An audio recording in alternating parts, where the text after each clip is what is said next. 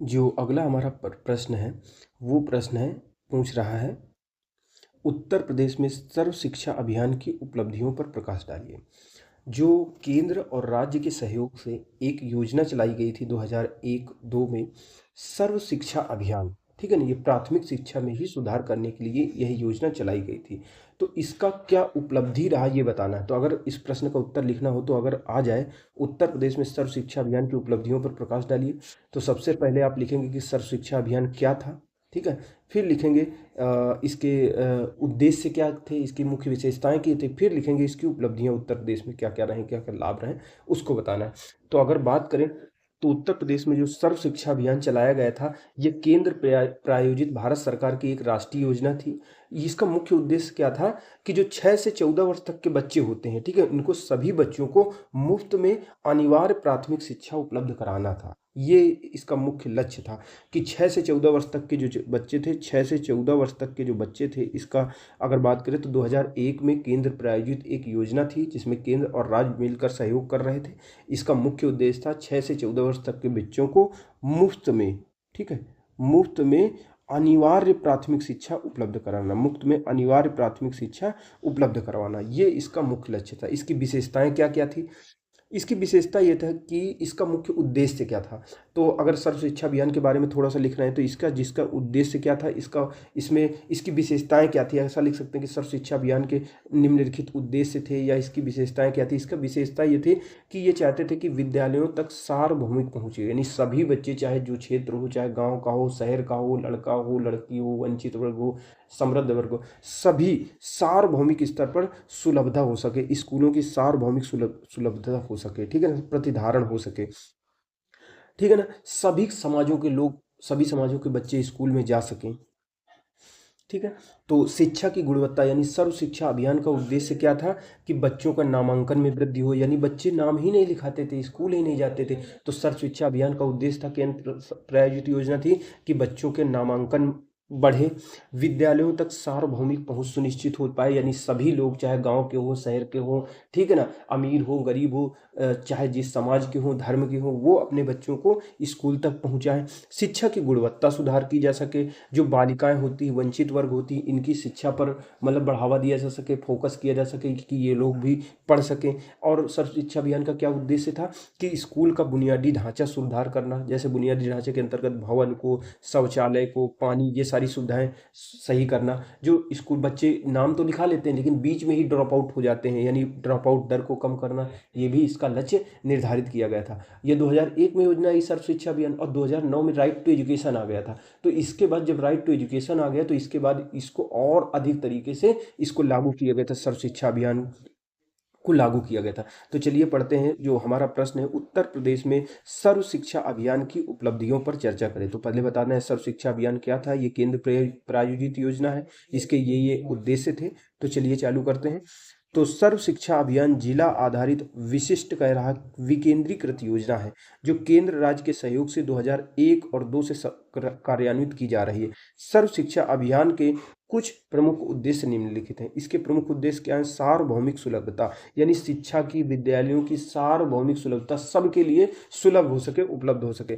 प्रारंभिक शिक्षा या प्राथमिक शिक्षा में बालक बालिका हो, सभी सामाजिक श्रेणी के अंतरों को दूर करना, अधिगम की गुणवत्ता सुधार हेतु प्रयास करना, यानी बालक बालिका हो या समाज का कोई भी वर्ग हो, वो उनके अंतरों का दूर किया जा सके, प्राथमिक शिक्षा में अंतर दूर हो सके, सभी लोगों को समान शिक्षा मिल सके, चाहे बालक हो, बालिका हो, सामाजिक चाहे वंचित वर्ग हो, चाहे सभी को समान शिक्षा मिल सके। न्यूनतम दूरी पर पहुंच आधारित नवीन विद्यालयों की स्थापना करना और वैकल्पिक स्कूल सुविधाएं प्रदान करना, यानी इसका मुख्य उद्देश्य था कि बच्चों को ज़्यादा दूर न जाना पड़े पढ़ने के लिए, न्यूनतम दूरी पर पहुंच आधारित नए नए विद्यालय स्थापित किए जाएं। अगर विद्यालय स्थापित नहीं सरकार कर पा रही तो वैकल्पिक व्यवस्था करे। विद्यालयों में न्यूनतम आवश्यक मूलभूत सुविधाएं, आधारभूत सुविधाओं की व्यवस्था करना, ये इसका मुख्य उद्देश्य थे सर्व शिक्षा अभियान के, ठीक है। नियमित जो अध्यापकों को सेवाकालीन प्रशिक्षण देना, एकेडमिक संसाधन सहायता उपलब्ध कराना, ये जो टीचर हैं प्राथमिक शिक्षा के लिए बच्चों के लिए आए हैं, नियुक्त हुए, उनको ट्रेनिंग समय समय पर उपलब्ध कराना, एकेडमिक संसाधन उपलब्ध कराना, उनको बच्चे जो हैं 6 से 14 वर्ष तक के बच्चे हैं उनको निःशुल्क पाठ्य पुस्तकें उपलब्ध कराना, उनको ड्रेस देना, यूनिफॉर्म, अधिगम स्तरों के परिणामों में सुधार करने हेतु सहायता, ये सारे उद्देश्य थे। अब उत्तर प्रदेश में कितनी सफल रही, क्या क्या उपलब्धियां रही, उसी को बताना है। तो प्रारंभिक शिक्षा एवं गुणवत्ता का विकास किस, ये जो सर्व शिक्षा अभियान था किन किन क्षेत्रों में कार्य करता है, किन किन क्षेत्रों में फोकस होता है, यानी ये किताब में जो आंसर दिया गया है उसी के हिसाब से देखेंगे। तो हमने देख लिया सर्व शिक्षा अभियान क्या था, उसके उद्देश्य क्या थे, फिर बात करेंगे इससे जो प्रारंभिक शिक्षा थी उसकी गुणवत्ता और विकास किस प्रकार से हुआ। तो इसमें क्या हुआ, शैक्षिक प्रशासन की प्रमुख धारा में सुधार हुआ। जो शैक्षिक प्रशासन था शिक्षा के क्षेत्र में, जो प्राथमिक शिक्षा थी इसका प्रशासन बड़ा लचर होता था इससे पहले, उसको भी मजबूत किया गया। पूर्व पारदर्शिता युक्त सामुदायिक निरीक्षण किया जाने लगा, यानी निरीक्षण में वृद्धि हो गई। योजना इकाई के रूप में बस्ती, यानी जो योजना इकाई के रूप में जो योजना सर्व शिक्षा अभियान के जो प्लान, जो इससे संबंधित अन्य योजनाएं लागू की जा रही थी वे बस्ती को इकाई मानकर लागू की जा रही थी। समुदायों के प्रति जवाबदेही, यानी सरकार समुदायों को कर देती थी कि आप देख रेख रखोगे, सरकार को जवाब देना पड़ता था। सामुदायिक स्वामित्व तो होता था, ठीक है ना। सामुदायिक स्वामित्व जो विद्यालय स्थापित किया गया है ये माना जाता था सभी का, सब लोग मिलकर इसमें सहायता करें। संस्थागत स्तर पर सुधार करने पर फोकस दिया गया। पोषण, वित्त पोषण सरकार ने बराबर किया, गुणवत्ता पर बल दिया, जिला प्रारंभिक शिक्षा योजना, इन सारी चीज़ों को लागू किया, यानी सर्व शिक्षा अभियान के अंतर्गत। तो चलिए देखते हैं। प्रारंभिक शिक्षा की गुणवत्ता एवं समग्र विकास हेतु सर्व शिक्षा अभियान एक मॉडल के रूप में संचालित किया जा रहा है। इसके अंतर्गत निम्नलिखित क्षेत्रों पर ध्यान केंद्रित किया जा रहा है, यही सारे क्षेत्र थे इन पर ध्यान केंद्रित किया जा रहा है। अब क्या उपलब्धियां रही, तो सर्व शिक्षा अभियान जो था इसके द्वारा जहां बच्चों के नामांकन अनुपात बढ़ा, यानी बच्चे जो हैं पहले स्कूल में नाम ही नहीं लिखाते थे, उसके माध्यम से जो ये अभियान लेकर आया गया तो बच्चों ने अभियान बच्चे, इसमें कौन कौन सी पहले योजनाएं चलाई गई। तो सर्व शिक्षा अभियान जो था ये एक अम्ब्रेला योजना थी, इसके अंतर्गत कई सारी योजनाएं चल रही थी। इसी के अंतर्गत जो उद्देश्य निर्धारित किए गए थे उसको पूरा करने के लिए विद्यालय चलो अभियान, स्कूल चलो अभियान जिसको कहते हैं, मिड डे मील योजना चालू की गई, बालिका शिक्षा केंद्र की स्थापना की गई, स्कूल चलो अभियान, ये सारी चीज़ें चलाई गई। जिसकी वजह से क्या हुआ, सर्व शिक्षा अभियान जो चल रहा था बच्चों का नामांकन अनुपात बढ़ा, उसके अनुपात में वृद्धि हुई।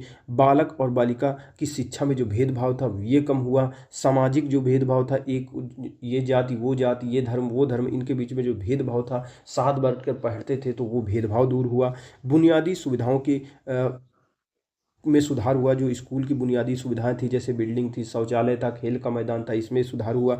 सर्व शिक्षा अभियान कार्यक्रम 11 लाख, वर्तमान में अगर बात करें तो सर्व शिक्षा अभियान कार्यक्रम 11 लाख बस्तियों में 209, यानी पहले का डेटा है, बी का देख लेना क्या है, 11 लाख बस्तियों में 209 करोड़ बच्चों की शिक्षा संबंधी जरूरतों को पूरा करता है। अब ये डेटा पता नहीं आपको याद रहेगा कि नहीं याद रहेगा, तो मोटा माटी आप बता सकते हैं कि क्या क्या चीज़ हुआ। जैसे बालक बालिका में भेदभाव कम हुआ, सामाजिक भेदभाव कम हुआ, जो बच्चों का नामांकन अनुपात बढ़ा, ड्रॉप आउट दर कम हुई, ये सब कह सकते हैं, ठीक है ना। इस योजना के तहत 9.72 लाख मौजूदा कह रहा है प्राथमिक और उच्च प्राथमिक विद्यालयों और 36.95 लाख अध्यापकों को शामिल किया गया, यानी बड़ी संख्या में प्राथमिक विद्यालय स्थापित किए गए और अध्यापकों को भर्ती की गई। सर्व शिक्षा अभियान के अंतर्गत ये जो सर्व शिक्षा अभियान चलाया गया था उत्तर प्रदेश में, इसके माध्यम से मध्याह्न भोजन योजना यानी मिड डे मील योजना, आंगनबाड़ी केंद्र, स्कूल चलो अभियान, ठीक है ना, बालिका शिक्षा केंद्र, मिड डे मील योजना, स्कूल, ये सारी चीज़ें चलाई गई थी। यानी सर्व शिक्षा अभियान के अंतर्गत उत्तर प्रदेश में मध्याह्न भोजन योजना, आंगनबाड़ी जैसे कार्यक्रम संचालित किए जा रहे हैं, पहले किए गए थे, अभी भी। जो मिड डे मील योजना, आंगनबाड़ी पोषण केंद्र, ये विश्व की सबसे बड़ी योजनाओं में से एक है। सर्व शिक्षा अभियान के द्वारा प्रदेश के प्रत्येक गांव एवं कस्बे तक प्रारंभिक शिक्षा की पहुंच तथा साक्षरता दर बढ़ाने जैसे लक्ष्य हासिल किए जा सकते हैं। इसके माध्यम से प्रत्येक गांव और कस्बे तक हमने प्रारंभिक शिक्षा की पहुंच बढ़ाई और साक्षरता दर को बढ़ाया। वर्ष 2001 तक, एक से पूर्व यानी 2001 से पहले जब सर्व शिक्षा अभियान नहीं आया था, विद्यालय छोड़ने वाले बच्चों की संख्या 39% होती थी, जो बच्चे ड्रॉप आउट कर जाते थे, नाम लिखाते थे, स्कूल नहीं जाते थे, ठीक है ना। वहीं 2006 तक आते आते 6-7 में ये घटकर 31% रह गई। ये अभी और ड्रॉप आउट दर घट गया अगर देखेंगे तो नया डेटा। उत्तर प्रदेश के साथ ही भारत के सभी राज्यों में सर्व शिक्षा अभियान द्वारा, यानी उत्तर प्रदेश ही नहीं बल्कि पूरे भारत के राज्यों में, यानी क्या क्या सकारात्मक परिवर्तन हुआ। तो अगर एक लाइन में हम कहें तो जो सर्व शिक्षा अभियान चला रहा था, इसकी वजह से विद्यालयों का विस्तार हुआ, यानी बड़ी संख्या में विद्यालय स्थापित हुए। बच्चों के नामांकन दर में वृद्धि हुई, जो नाम ही नहीं लिखाते थे उनमें नामांकन दर में वृद्धि हुई, ठीक है ना। मिड डे मील योजना का लाभ रहा, यानी सर्व शिक्षा अभियान के तहत जो हमने मिड डे मील योजना चलाया था उसका लाभ रहा कि बच्चों के एक तरफ तो पोषण में वृद्धि हुई, दूसरी तरफ जो बच्चे स्कूल में जाने लगे तो उनका नामांकन अनुपात बढ़ गया और ड्रॉप आउट दर कम हो गई। शिक्षक भर्ती और प्रशिक्षण पर ध्यान दिया जाने लगा। सर्व शिक्षा अभियान के अंतर्गत सरकार ने शिक्षकों की भर्ती की, बड़े पैमाने पर उनको ट्रेनिंग दिया, ठीक है ना। ये सारी चीज़ गुणवत्तापूर्ण। और सर्व शिक्षा अभियान का एक और लाभ रहा कि बुनियादी ढांचे में सुधार हुआ, यानी विद्यालय का भवन बना, शौचालय बने, पेयजल की उपलब्धता हुई, ब्लैक बोर्ड आया, डेस्क आए, स्मार्ट क्लास आए, खेल का मैदान आया, ये सारी चीज़ें व्यवस्था हुई, ठीक है ना। तो राज्यों में अगर देखा जाए किताब में क्या दिया हो, उत्तर प्रदेश के साथ ही भारत के सभी राज्यों में सर्व शिक्षा अभियान द्वारा कुछ क्षेत्रों पर विशेष फोकस किया गया, जैसे वैकल्पिक स्कूली व्यवस्था, यानी अगर सरकार जैसे कोई दूर दराज का एरिया है जहाँ पे स्कूल नहीं खोले जा सकते हैं तो स्कूल की तरह ही वैकल्पिक स्कूली व्यवस्था की गई। विशेष जरूरतमंद बच्चों के लिए सुविधा उपलब्ध कराई गई, जैसे दिव्यांग बच्चे होते हैं उनके लिए भी शिक्षा की व्यवस्था की गई। सामुदायिक एकजुटता को बढ़ावा दिया गया कि समुदाय भी सामने आए बच्चों की शिक्षा के लिए। बालिका शिक्षा पर विशेष बल दिया गया। प्रारंभिक शिक्षा की गुणवत्ता में सुधार किया गया। जीवन उपयोगी यानी जीवनोपयोगी गुणवत्तापरक प्रारंभिक शिक्षा व 100% ठहराव के उद्देश्य के साथ जनपद स्तर पर क्षमता के विकास के माध्यम से सर्व शिक्षा अभियान प्रदेश के भावी संकल्प को पूरा करने में महत्वपूर्ण भूमिका निभा रहा है।